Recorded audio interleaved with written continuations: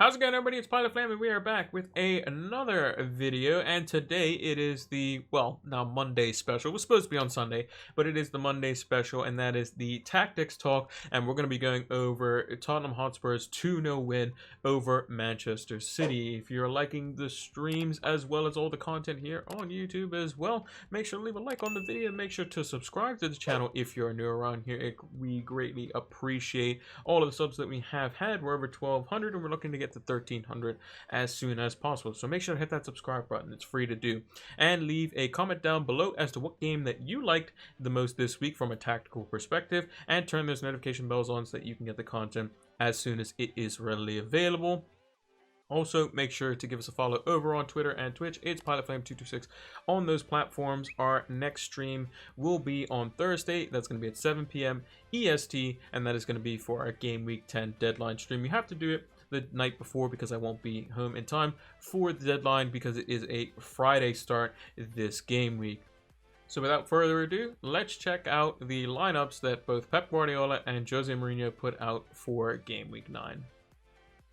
So these are the two team sheets that Pep Guardiola and Jose Mourinho put out for their respective teams. So we have Mourinho's team here on the left and Pep Guardiola's team here on the right. So Pep went with the typical 4-3-3 style. He went with the same back four with Walker and Cancelo playing the fullbacks and Diaz and Laporte playing the center backs. He went with Rodri as the number 6 and like the holding midfielder. He went with Bernardo Silva, basically replacing David Silva in a sense.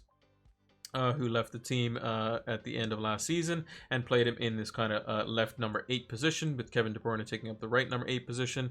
Torres out on the left for the most part, Mars out on the right for the most part, and Jesus playing as their number 9/false 9, depending on how he was positioning himself.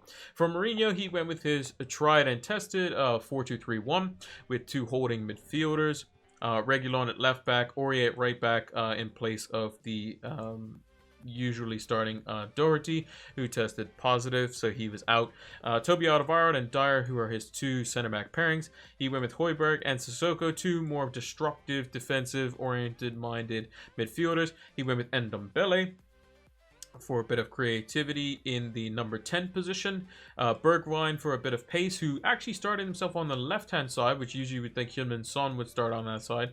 But I think it was more to potentially attack the left side of the City defense, because Cancelo isn't as fast as Walker, and you want your faster player in Son, who I think is probably on pace, or if not faster than Bergwijn, almost certainly, up against Cancelo, who's a little bit slower than Walker. And we saw many times Bergwijn try to chase after the ball, and Walker just beat him. Whereas Son, the one time he gets past Cancelo, he's in for a goal. So, and Kane as the number 9 for the Jose Mourinho side. So, when the game was, kind of starting out, for the most part, we saw basically this sort of shape from Spurs. We saw the typical 2 banks of 4 more or less play out this way, and Kane and Ndombele kind of sat alongside each other and were basically more of the playmaker. So if they ever won the ball in these sorts of positions here in the center of the field, you would have the likes of Son and Bergwijn basically just streak down the field. Pretty straightforward stuff. And we often saw, Jesus trying to pick up pockets in the middle. We saw Mars trying to beat men out wide. Same with Torres stretching the width. Bernardo trying to overload this side with Cancelo. Laporte, Diaz, and Rodri playing up quite high. Rodri trying to get a bit forward. KDB trying to pick up this half space here. Walker trying to assist when he can. And basically players were drifting in and out, in and around this space, trying to move the likes of Sissoko and Højbjerg around the pitch. Rodri was trying to get more advanced forward. But unfortunately, that would end up causing them to concede, a couple of free kicks from tactical fouls, which ended up being one of the spots somewhere around, I think, this position here, I think, if I remember correctly. Just inside their own half for Spurs getting the ball, and then that basically ends up setting up the play for how Spurs score their first goal. So let's take a look at that. So the teams were actually swapped around the other way. Spurs were attacking from right to left, and City was attacking from left to right in the first half. So basically, there was a foul made, which was basically for Spurs just inside the half. So it was actually on the opposite side. I had initially put it over here, but that's fine. Let's use a different color here. We'll use this one here. So basically, the free kick is basically taken here. Nobody stands over the ball, which is fine by Højbjerg.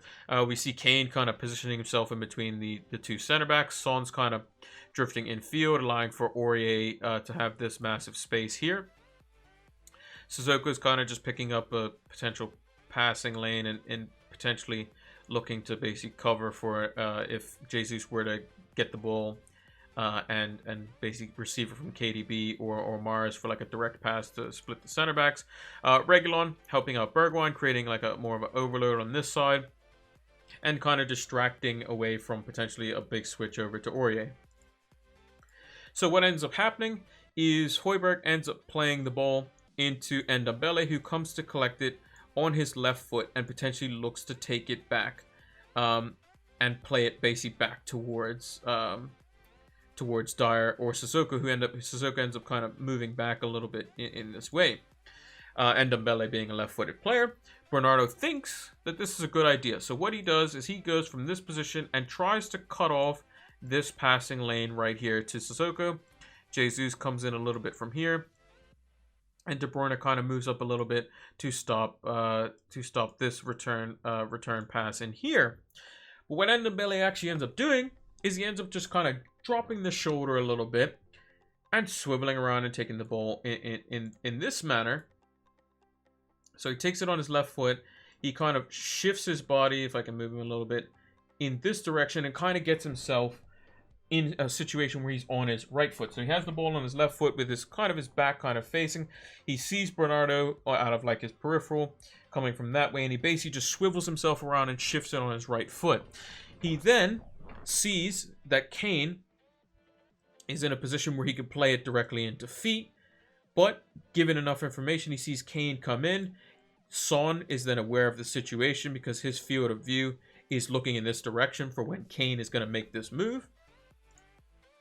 So Kane ends up coming in field here, following along this track. What happens is Laporte gets sucked in. Diaz is ball watching as well. Son then makes this run in behind here.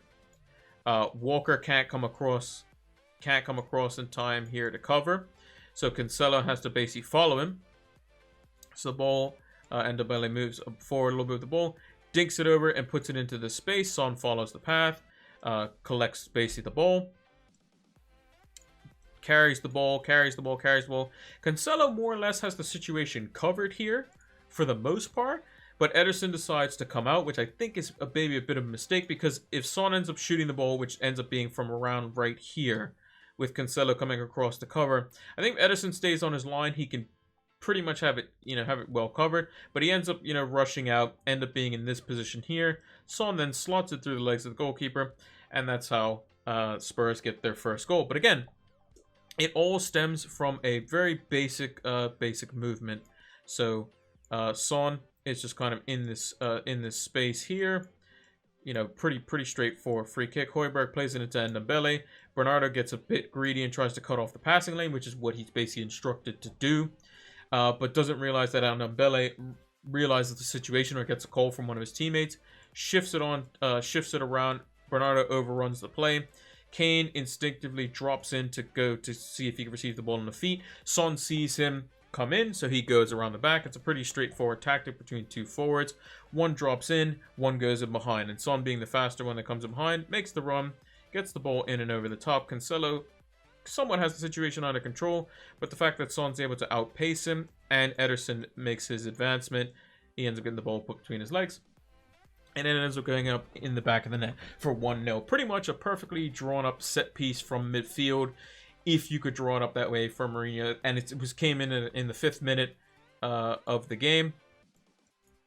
And this is exactly what you want out of your team as Mourinho, because now you're just going to sit back and protect that lead as much as possible and just look to hit them on the break again and just do the same thing. This one came from a set piece, but we'll see how one came from an open play one later with their second goal. But let's move on to how City scored their goal, which was then disallowed. So this is the setup for City's goal after basically they have a set piece. It bounces in and around like the box. It's cleared, punched away by Lloris, comes back in, cleared away again by Spurs, and then finds its way out from KDB, who then shifts the ball out to Mahrez out on this flank. Mahrez, then the more attacking oriented player, he starts from initially this position, drives with the ball, bringing across both Bergwijn and Reguilón over to the side. Now, in terms of a defensive standpoint, Spurs are pretty solid defensively here. And you would think that there's no real threat, but the real threat comes from the space that Rodri picks up outside the area here. And Dembele, again, is basically completely out of it, not in a correct space. Kane can't come across in time to cut off the passing lane because he's worried about potentially the ball going back to KDB for a more deep lying cross like that, which would pose more threat potentially. But Rodri is the immediate threat here. So basically what Mahrez does is he comes in, basically brings Bergwijn across, who would otherwise be maybe in this position, leaving Reguilón in a 1v1. He then ends up shifting the ball back towards Rodri, who steps in. Kane can't get in time. Højbjerg goes to address it, and then Rodri's in this position where he decides to do a one-time cross into the danger zone behind Alderweireld and Dyer for like a quick one-time pass where they can't react in time. So what happens is Laporte makes a run towards the penalty spot, going for more of the near post approach. Sissoko and Alderweireld follow him, and Jesus goes into this space. And this is where basically the ball gets swung in. Jesus ends up, as we know, the ball bounces up. It hits him in like his thigh and like his forearm, which results in a handball. But we'll continue on with the play. So Aurier has him here with the ball, stands him up. Lloris is aware of the situation, comes across his goal. Sissoko is kind of sitting on the penalty spot. Alderweireld comes across here. Dyer is kind of a bit, in no man's land, and basically the ball eventually just like Laporte drops back a little bit and then comes back in and then shoots one time to find the bottom corner. During this cross, Bernardo makes his way in, and Dembele doesn't get back in time, so if the ball comes out to Bernardo, he could potentially cut off passing lane, but probably not too much. Torres held the width, not really involved in the play too much, but it was basically just Jesus holding it up here, and Aurier and Alderweireld and Sissoko kind of caught in no man's land, not really knowing what to do. Laporte gets enough space to take a one-time shot, and you see Sissoko at the very end. He kind of steps across, but doesn't have as much space closed down as what he would like, and the ball ends up going in the bottom corner. But as we know, it was called back and called off completely because of the fact that Jesus had the ball. It hits him somewhere in between the joint of where his elbow connects with his upper arm connects with his lower arm, and kind of just below the sleeve line-ish or thereabouts. So pretty well worked goal, a good one-time pass by Rodri, and it showed that Dembele needed to kind of get back and cover this, or Højbjerg needed to address it quicker. But overall, very well worked goal.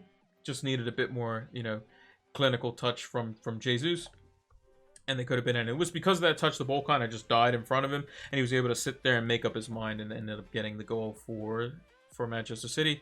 But it was rightfully disallowed because it was handball.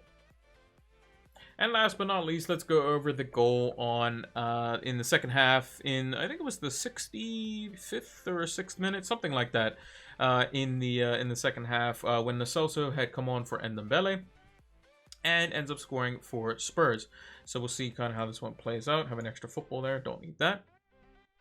So basically, there's a position picked up by Mahrez over on this left-hand side. We see Højbjerg tracking the run of Walker. Reguilón kind of standing him up. Mahrez ends up twisting him inside and looks to basically play a pass somewhere in this vicinity, and hopefully Jesus kind of turns around Dyer, or Torres makes this run into this space here and collect the ball there. But what ends up happening is Mahrez kind of plays the ball in behind Jesus enough to where he can't get it, but also not close enough to where whereas Torres can get to it. So what ends up happening is Toby Alderweireld actually comes across because he starts to make his way across here. And he ends up addressing this ball. And Kane is in the center of the park, basically, with nobody around him. Rodri, when this ball is played in, moves forward. When the ball is played in, Bernardo moves forward. Torres moves forward.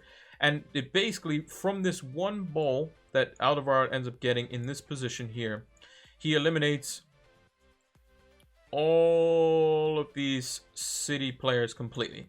So 1, 2, 3, 4, 5, 6 City players completely outnumbered immediately. And he plays it into Kane. And then you have a situation where Aurier has oodles of space to run into. Lo Celso can basically run with KDB here. Bergwijn in here. Son in here. And then Kane can just carry. So it's 1, 2, 3, 4, 5 versus 1, 2, 3, 4 in a best case scenario, with Aurier probably having the most space initially, as it were. And you would probably think that KDB would track Lo Celso. In this case, he actually doesn't. Lo Celso actually gets ahead of him, and it causes problems, which allows Kane to play the pass into him. So in transition, this is what it looks like. So Toby Alderweireld plays the ball into Kane one time. Rodri and Bernardo, having shifted up, immediately realize that they have to track back. KDB starts to come in field. Lo Celso then ends up just kind of running around and in behind into this space. Diaz drops back. Laporte drops back. Cancelo drops back. Son ends up kind of making a run from like this position here and kind of finds himself more or less in this area. Bergwijn kind of continues his run towards the penalty spot, and Lo Celso kind of just charges in this lane here with Aurier kind of running along the flank here. So Lo Celso kind of runs in here. He paces De Bruyne, who ends up like behind him, like in this angle. Kane, when he gets over the halfway line, it's probably more along, like in terms of like actual space. He then plays the ball in here. Beautiful laid off pass. Lo Celso receives the ball in this area with KDB kind of in behind. Here he ends up driving towards the edge of the box. Diaz kind of shifts across and tries to see if he can cut across.